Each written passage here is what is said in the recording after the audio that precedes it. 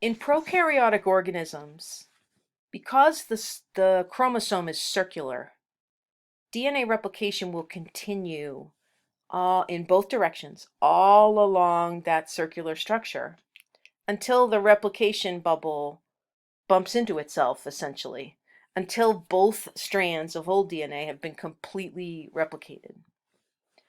In eukaryotes, of course, it's a little different, and we need to talk about one of the big differences in eukaryotic cells versus prokaryotic cells. You see, eukaryotic cells, if you recall, have multiple linear chromosomes in them, not circular chromosomes.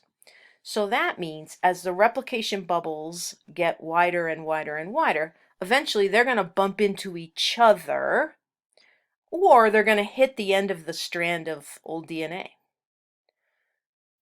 The areas that are being replicated through leading strand synthesis will actually continue out all the way to the end of the linear chromosome. But there's a problem in the areas that are being replicated through lagging strand synthesis.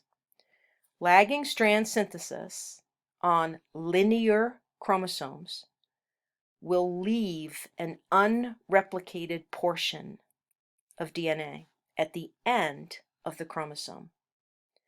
And when you leave a piece of DNA unreplicated, you've left it in a single strand format. And in a living cell, single-stranded DNA is going to get degraded. It's going to be taken apart. Let's take a look at this in action.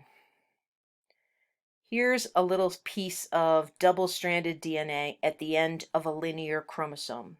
Here's the replication fork. Here's half of the replication bubble, here and here. So the origin of replication would be right here. This old DNA strand, shown in gray up top, this one has been replicated using leading strand synthesis. This old DNA strand down at the bottom, this one is being replicated using lagging strand synthesis. Now, when we get to the end of that linear chromosome, so we're going to open this replication bubble all the way up till we hit the end.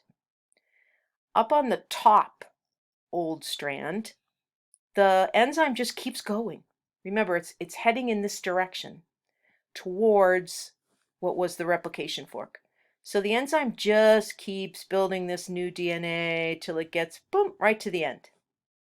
Now look at this strand.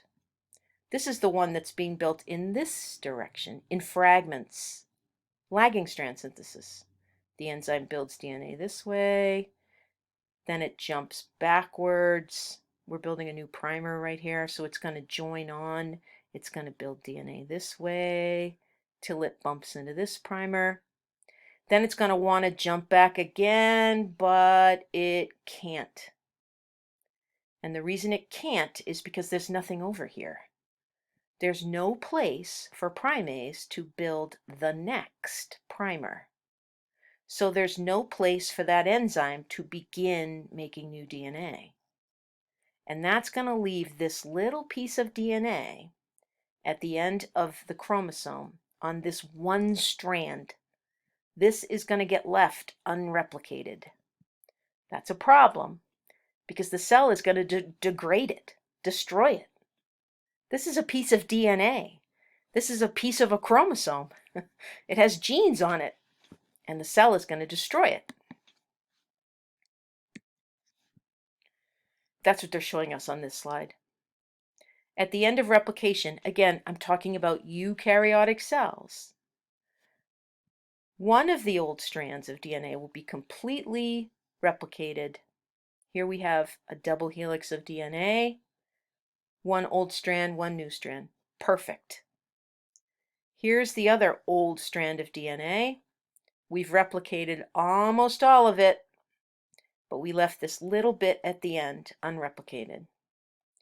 And like I said, theoretically, this would have genes in it. This would be important. It's part of the organism's DNA. And since it's unreplicated, it will be degraded.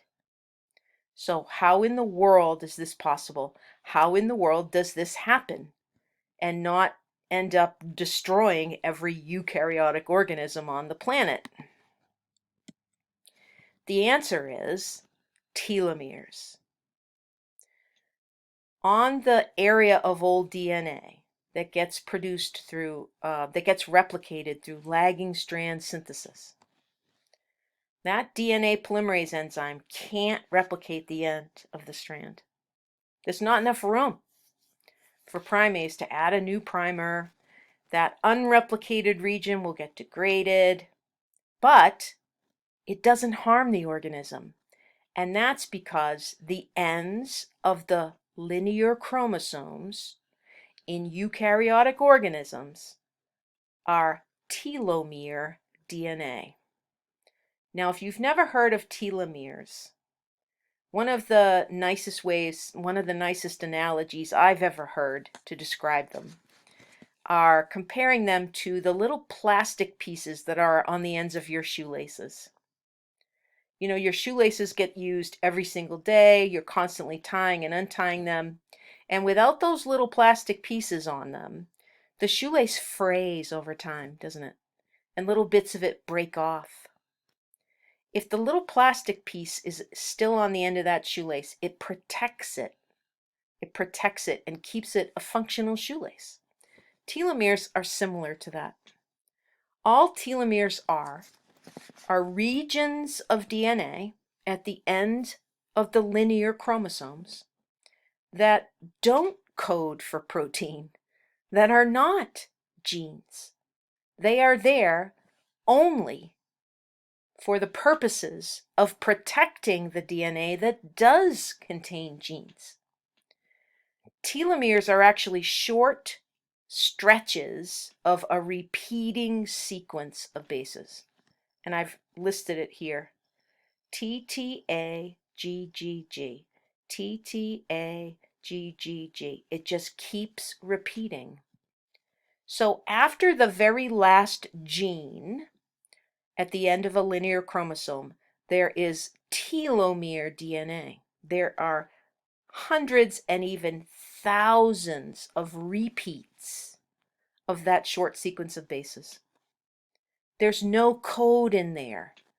In other words, it is completely expendable DNA.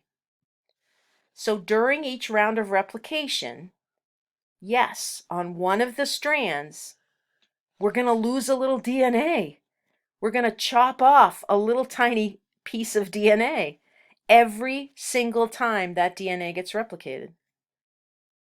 The good news, though, is that it's telomere DNA. It's expendable. So every time a cell divides inside a eukaryotic organism, like a human being, on one strand of DNA, on the linear chromosomes, a little bit of telomere DNA is lost. The telomeres get shortened over time. That's good. That protects the DNA that we absolutely must protect, the DNA that has genes in it, the DNA that codes for proteins. But something to consider. Telomeres are finite. Telomeres, yes, are hundreds and thousands of replications or repeats of this sequence. Telomeres are expendable, but telomeres are finite. In other words, there will come a point where all of the telomere DNA is lost, theoretically. And then you would start losing important DNA. So one of the primary tenets of aging research is research into telomeres, because it's believed that it's the loss of telomere DNA over time that contributes to aging. And it also suggests that one of the reasons that cells don't live forever is because telomere DNA gets lost over time, and that important gene-containing DNA would then be lost. So there's a term you should know, and that's senescence. Senescence refers to the limited lifespan of something. Cellular senescence refers to the limited lifespan of the cell. Normal, healthy cells have a limited lifespan. They are only able to divide a finite number of times. Now, there is an important exception to all of this discussion of telomere DNA. Yes, most cells have a limited lifespan for DNA replication. Most cells have their telomeres shortened every single time they divide. But there's an exception to that rule, and that's reproductive cells. If you think about it, it's critically important that every gamete, every sex cell in a eukaryotic organism like a human, then it has a complete length of telomere DNA at the end of each chromosome. And that's because that sex cell is going to become a new individual, at least theoretically. Each sperm, theoretically, can combine with an egg and produce a brand new individual. And that brand new individual, when it's born, needs a full telomere sequence at the end of its chromosomes. So as the cells, the sex cells are created, we can't allow telomere DNA to be lost. So how does that happen? How is it that sex cells, or I should say the cells that create sex cells, how is it that they don't lose telomere DNA the way that other cells lose telomere DNA? The answer is there's an enzyme for that. And that enzyme is called telomerase.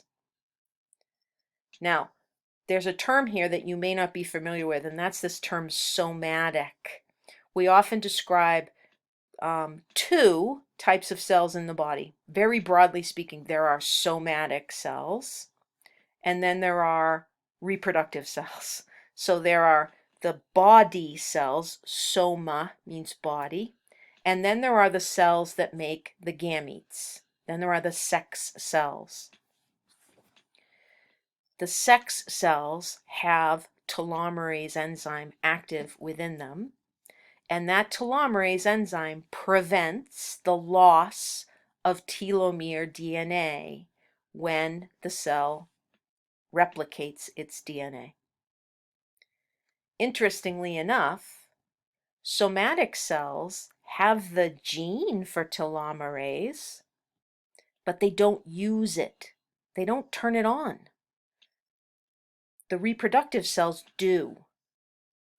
You can imagine that the people who study aging, the people who are interested in slowing down the process of aging, or even stopping aging if that were possible, they're very interested in the telomerase enzyme.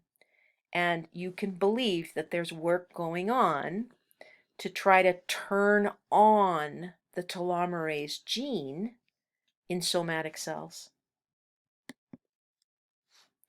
We know from research that some cancer cells, some of the most aggressive, the most destructive cancer cells, because they have sort of lost control, because the process of cell division is no longer being controlled in those cancer cells, some of those cells have turned on their telomerase enzyme.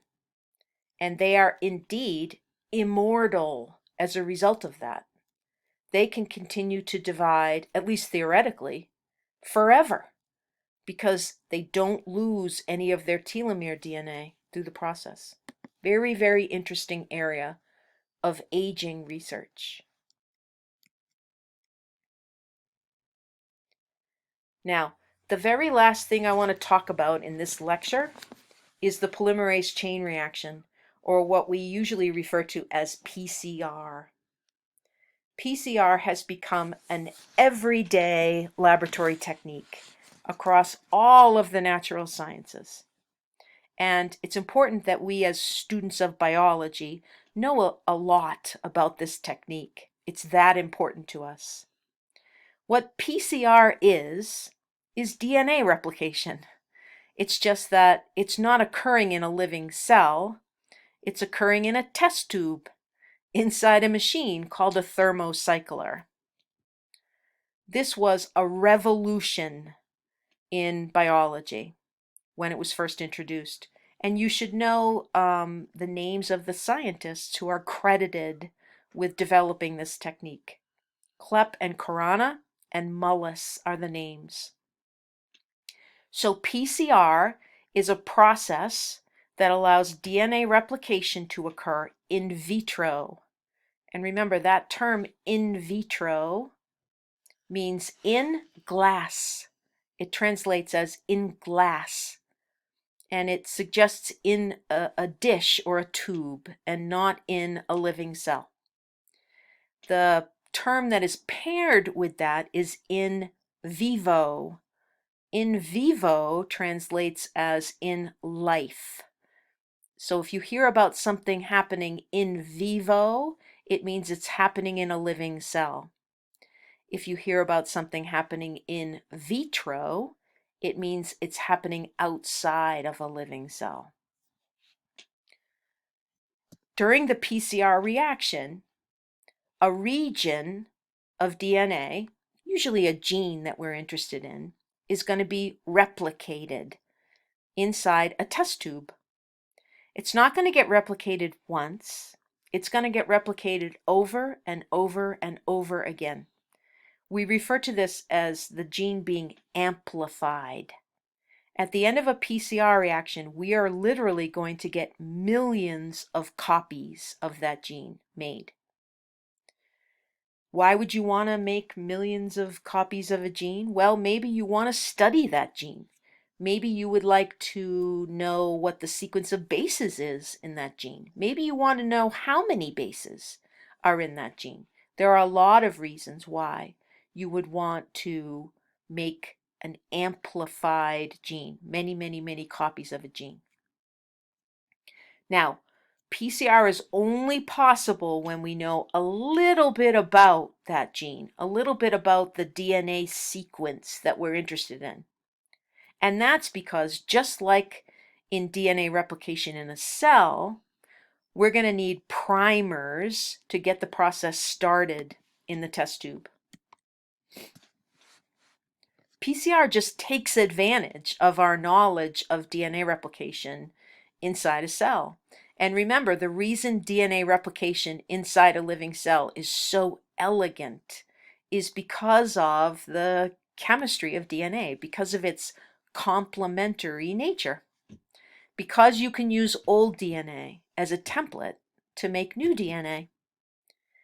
Now, in PCR, we don't use that long list of enzymes that the cell uses when it replicates its DNA. Instead, we use temperature changes. In step 1 of the PCR reaction, which we call denaturation, we're actually going to heat up the reaction tube to a very high temperature, to about 94 degrees centigrade.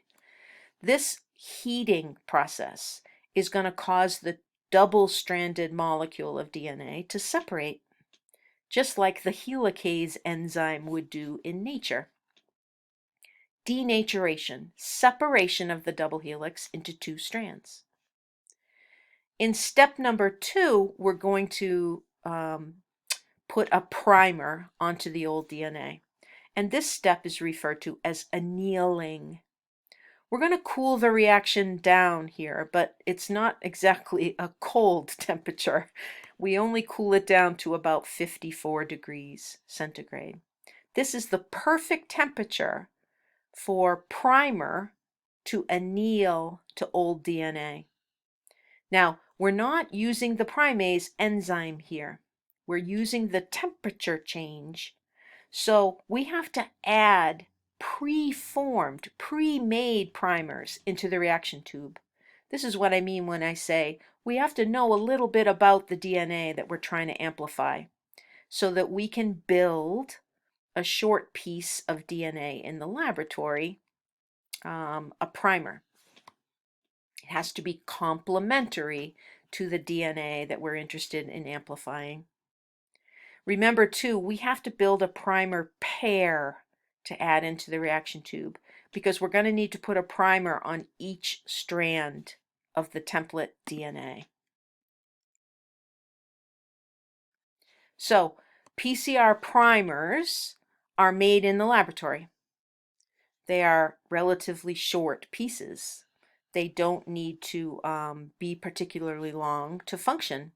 We need one to bind to each of the old strands of DNA so that new DNA can be built. You can see this primer here has annealed with this gray strand of old DNA. Again, that annealing, just like in all DNA and all nucleic acid, that's going to be anti-parallel. So if the 3' end of the old DNA is here, the 5' end of the primer will be here. That leaves this exposed, the 3' hydroxy functional group. The polymerase enzyme is going to recognize this and start to build new DNA from here. On the other strand, the primer is oriented in an anti-parallel fashion. The 3' end is here. The polymerase enzyme will recognize that and start building new DNA. We don't have to worry here about leading strand synthesis and lagging strand synthesis because we're not building a replication bubble here. We're not doing any of that. We're using temperature to denature the 2 strands of DNA.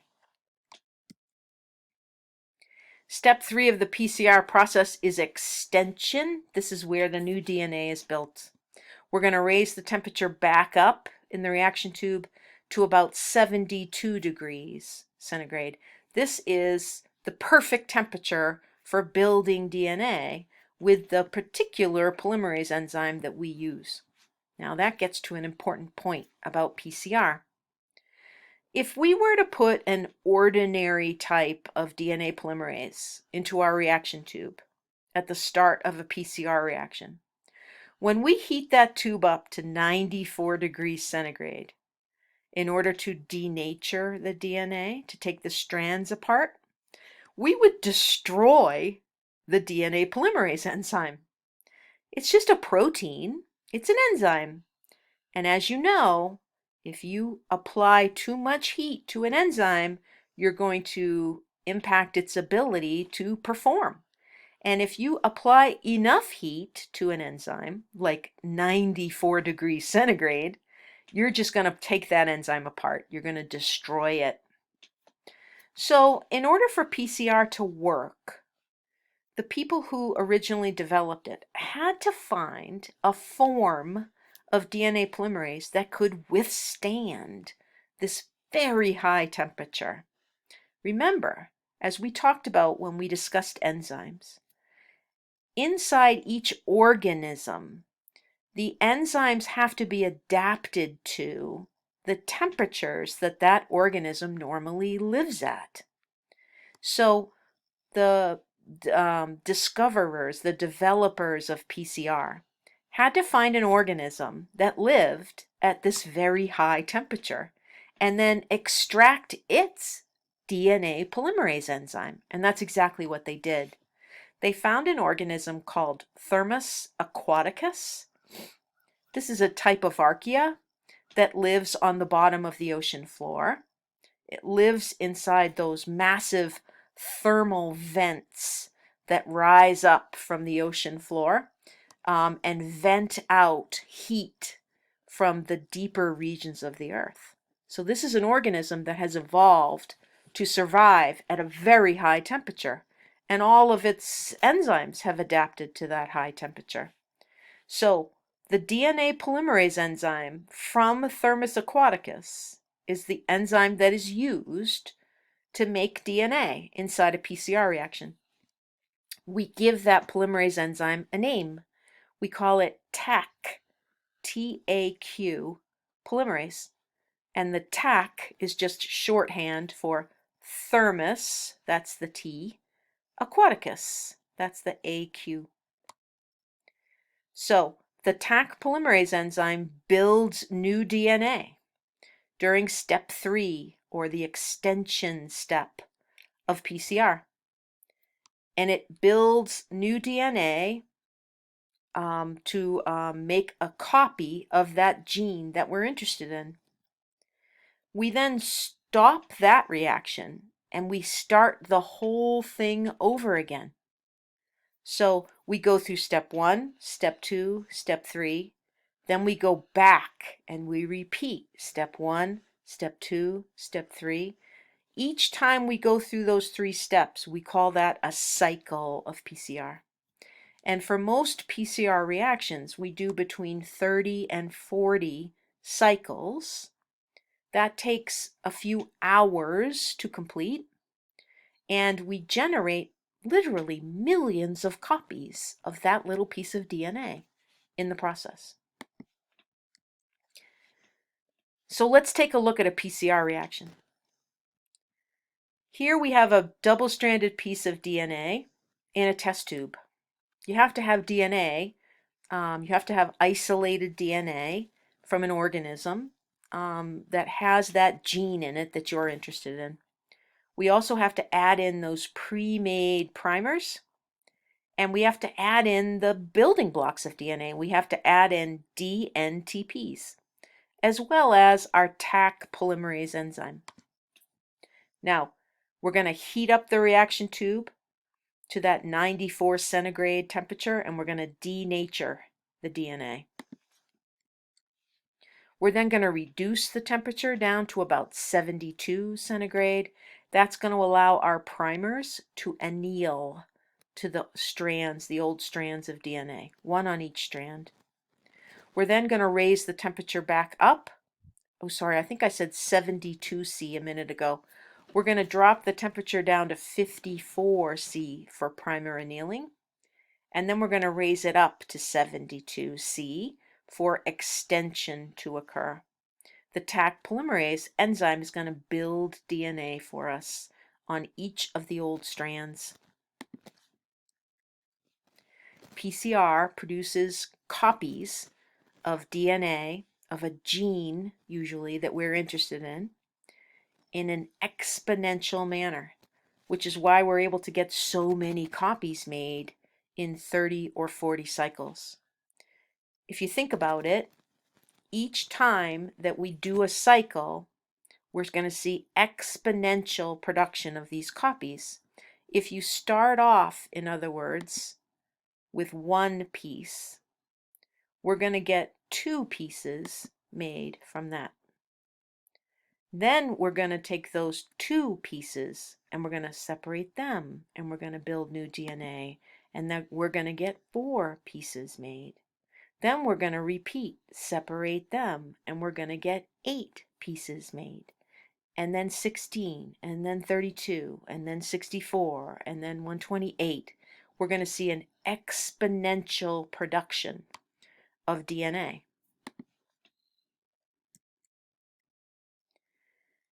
There is a machine that does the work of the cycling of these temperatures over and over again, and that's called a Thermo Cycler. These are automated machines.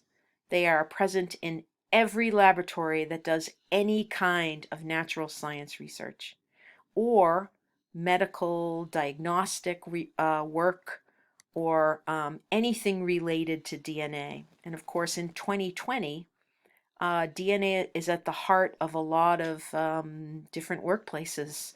You'll find PCR going on in forensic laboratories. You'll find PCR going on at Ancestry.com when you send your DNA sample in. You'll find PCR going on right now at the Centers for Disease Control, trying to determine who has the COVID-19 disease. PCR is a very common process now. Thermo Cyclers are relatively inexpensive, but they still are thousands of dollars to purchase. But they are fully automated, so all we have to do is set up the program for the cycle. We tell the machine how long to hold it at 94C, and then to go to 54, and then to go to 72, and then how many times to repeat those. The machine does all of the hard work for us.